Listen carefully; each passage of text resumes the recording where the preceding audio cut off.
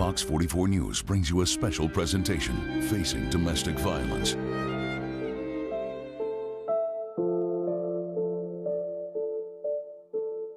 Currently, I've had my right eye socket recreated. I've had a nose prosthesis. Gosh, I've had over 30 surgeries. Knowledge is the key. Knowledge is power. Welcome, everyone. I'm Adam Hooper. And I'm MG Montemayor. Every October, we shine a light on domestic violence and the importance of awareness and education. Those are critical components of prevention. That's right. I sat down with Carolyn Thomas, the woman without a face. Through the years, she has been one of the most outspoken survivors of domestic violence, admitting she made some life-altering mistakes and hoping that we can all learn from them. But before we begin this story, we have to warn you, the images you're about to see are graphic that you may find disturbing. But they are necessary in order for you to understand the ramifications of domestic violence. Here's her story. Hi, how are you? This is Carolyn Thomas, known as the woman without a face. She shot to stardom when her story was featured on shows like Larry King and The Oprah Winfrey Show. She's a miracle. She shouldn't be alive after one of the most horrific domestic violence incidents imaginable. I couldn't believe I was alive. How is somebody alive with your right eye gone, your nose gone, your top lip gone, the whole left side of your face gone? This is what she's talking about. She lost 80% of her face and so much more. It's been 21 years since that fateful day when her abusive ex-boyfriend, Terrence Kelly, tried to kill her. Wake up 911. Oh, Lord Jesus, we need police because I done shot off. 2003, December the 5th. It started an argument and a tussle that ended up in the closet, which is where I kept the .44 Magnum that he had. He got the gun. He shot my mom in the abdomen area. He drugged me into the living room and shot me in the face at point blank range. Well, next thing I know, when I wake up, I'm in the hospital in Temple, Texas. Domestic violence touched Carolyn's life early on. She saw her mother battle through an unhealthy relationship with her father. Screaming and yelling, maybe like pushing or shoving. It turned into a domestic violence relationship, and they ended up divorcing it when I was 5. Her adolescent years were kinder. Her outgoing spirit led her to become a high school track star, and her friends always knew her to be a cheerful person. That all changed in 1992 when Terrence came into her life. She recalls when her mother and grandmother first met him. My mom's impression of Terrence was that he was controlling, and my grandmother, she said he was crazy. I kind of thought to myself at 22, like, they don't have a clue of what they're talking about. I absolutely ignored him. There were signs everywhere. Terrence was constantly in trouble with the law. He sold drugs and was even an alleged suspect in a capital murder case. He was also terribly insecure. He was just jealous all the way around. Jealous of me talking to his friends, jealous of me talking to my male cousins. He was just jealous, period. It started with just a slap. Eventually, years of turmoil and violence would follow. Most of the time, he would apologize after the abuse. Most women of abuse, we already know how that goes, you know. Most of the time, they do it again. And yet, she wouldn't leave him. I had grew to love him, and I thought that, you know, I could change him. I learned later on down the road that you can't change anyone but yourself. She learned that lesson too late. Not only did she lose her face, she lost her mother. Janice Reeves did not survive the gunshot. Walk me back through all those emotions when you found out that she didn't make it. Finding out that she didn't make it was like one of the hardest things to hear. Just imagine trying to cry, but you can't because your jaws are wired. When people cry, we open our mouths, we cry out, we yell out, and just imagine not being able to do that and having to do that with your jaws wired. It was awful. Sorry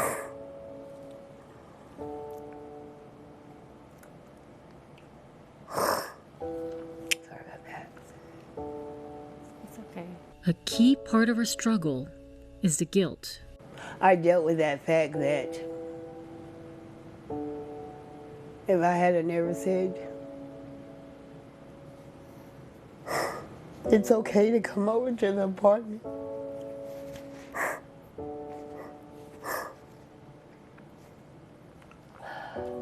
that was guilt for years and years and years.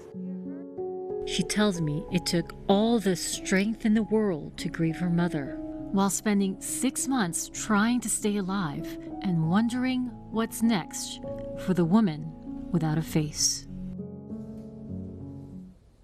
And as for Terrence Kelly, the man who committed this horrific crime, he's a Texas Department of Criminal Justice inmate at the Cofield Unit in Tennessee Colony, serving 2 life sentences for the murder of Janice Reeves and attempted murder of Carolyn Thomas. Despite suffering a near fatal and traumatic incident, she continues to share her story 21 years later. And today, she remains a fierce domestic violence advocate. And when asked if she would have done anything differently, here's what she told me.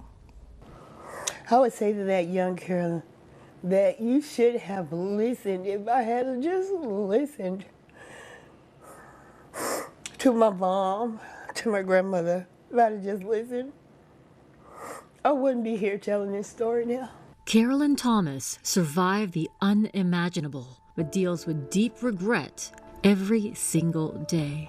21 years after surviving the most horrific domestic violence experience imaginable, she eclipses the regret with steadfast courage. She's now a fierce advocate for women who could be headed down the same path she was on. I knew I was left to, I'm so sorry, to save lives. And so that's been my mission ever since. She's learned to channel all that pain and anguish using her deeply personal experience for a greater good. I lost a whole lot, staying in that relationship. And that's why I travel, why I try to motivate young women and to get out of there. Because worse off than me, you're gonna be 6 foot under. She calls her mission Voices for All, the Carolyn Thomas Foundation, a nonprofit she founded in 2006 that supports victims and survivors of domestic violence. She's more than talk. This is her Woman Save Yourself 2024 self-defense class, led by certified martial arts instructor Bruce Wynn, that empowers survivors with physical safety techniques on how they can effectively protect themselves. Block and grab. You taking that knife, okay? With this training, Carolyn may have been able to disarm her attacker. These techniques could be life and death situations. These techniques, definitely, they could be life and death. He did show me a technique where I could have gotten the gun away from my temple. She tells me it's not only important to be physically prepared, but strategically as well. A hard lesson she learned when trying to leave her ex-boyfriend, Terrence Kelly. I told him, with the words that are coming out my mouth, I don't want to be in a relationship with you anymore. So do you think those words were dangerous to say? Those words were dangerous. There should have been a safety plan set in place for my mother and I, and as well as my family. Words of wisdom from someone who has learned some tough lessons. I could do it. I could do it. This is Princess Carly. She's an emotional support dog. But being physically prepared is only one part of the healing process for Carolyn. Part of her struggle over the years has been with anxiety and depression. It was a rough road, finding out who I am again. I'll never go back to the Carolyn that I was before I got shot.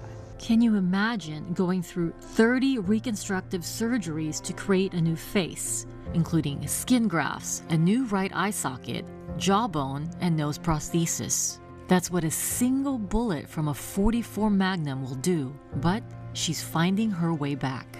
Do you feel beautiful again?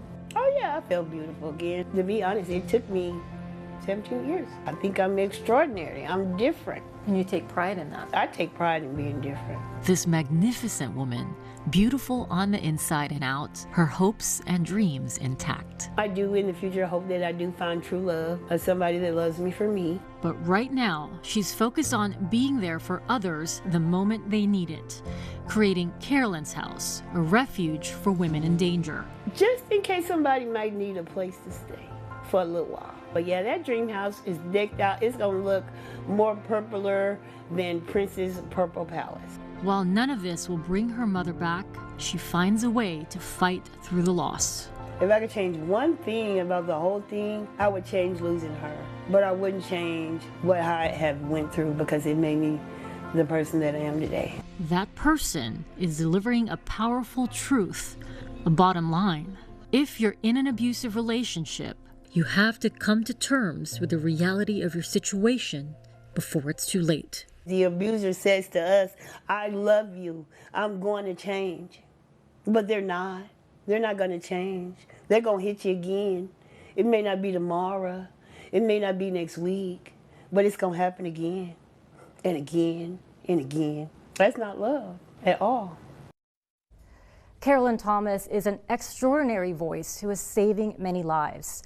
If you would like to donate to the Carolyn Thomas Foundation to help aid domestic violence survivors, go to carolyn-thomas.org. And if you are a victim in need of support or wish to report an incident, call Voices for All at 1-800-799-7233. We now take you back once more to the scene of the crime on December 5th, 2003. And this time, I sat down with Kermit Graham, the Waco PD officer who found Carolyn laying nearly lifeless on the ground, hanging on for dear life. He tells me about their unbreakable bond and opens up about his own tragic story on domestic violence.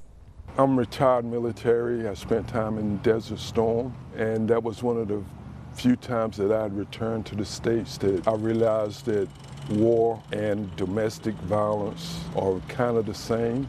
This is retired Waco PD officer Kermit Graham. He found Carolyn Thomas that horrible day when she was shot in the face by her ex-boyfriend, Terrence Kelly. I remember my mom coming out of the room saying something, and pow, he shot her in the stomach. I was taken into the living room and shot in the face at point blank range. Carolyn's words are one thing, but I have to warn you, what Officer Graham found goes far beyond what words can describe. It looked like her face had exploded from the inside out and stuff was hanging.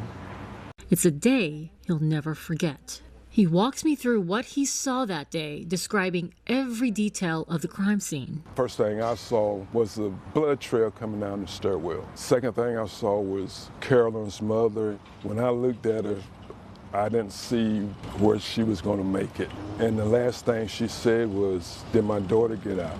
When Kermit made his way through the door of the apartment Carolyn and her mother shared, he was in disbelief. Carolyn laying face down on the floor. I could see blood coming from her face. He thought she was already dead. All I saw was a portion of her face missing, a wound that I had never seen anyone survive, but she actually raised up. She tried to reach for my leg and I kind of jumped because I was thinking couldn't be alive. But this is the very moment we discover Carolyn's incredible strength and resilience, fighting through the destructive force of a .44 Magnum at point-blank range. And there was a coffee table with a vase of flowers on it, and I remember seeing what looked to me to be someone's nostril next to the bedroom that I just searched. It looked like teeth. More than 2 decades later, Kermit and Carolyn have remained friends. He's in awe of all the advocacy work she's done to prevent others from falling victim to domestic violence.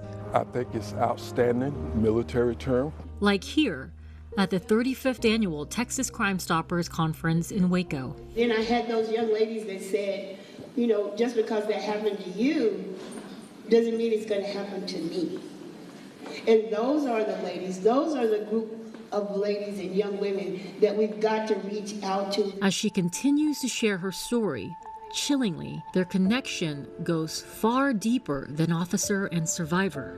Graham is dealing with a deep sadness as well. Is there a special bond there between the two of you? The special bond is in 2010, my son was killed. Domestic violence affects both women and men.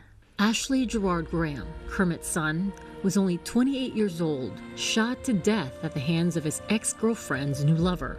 And much like Carolyn, he can't help but look at himself as part of the blame. I blame myself.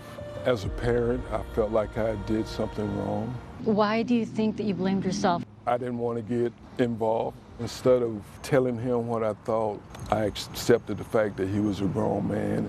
If you had to go back again, would you have spoken up? Yes, I would have.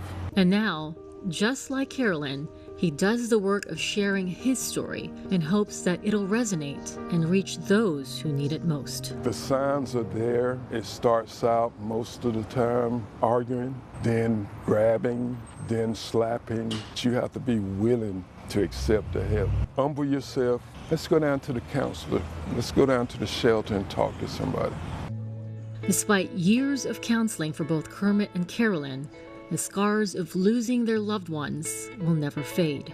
Their hope now is to share their stories, honestly, preventing future tragedies. Sometimes the choices that we make in life are not the right choices. The best thing we can do is to figure out how to correct it and how we can help others not make the same mistake that we made.